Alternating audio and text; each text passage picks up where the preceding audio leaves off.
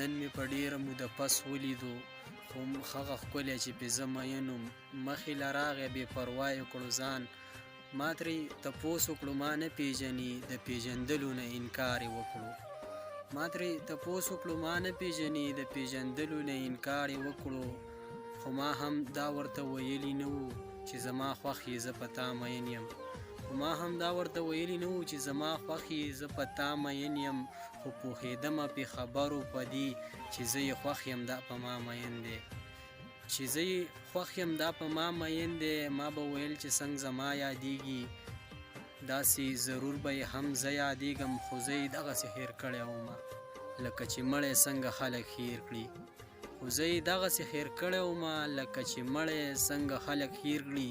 څومره یې پرېښودم بې ځایه، نور مې ترې لرې چېرته بیایه. د صبرېدو چل راته ښایه، ښه دی چې تا لرمه خدایه. په بني ادمو دې زه هسې نازېدمه.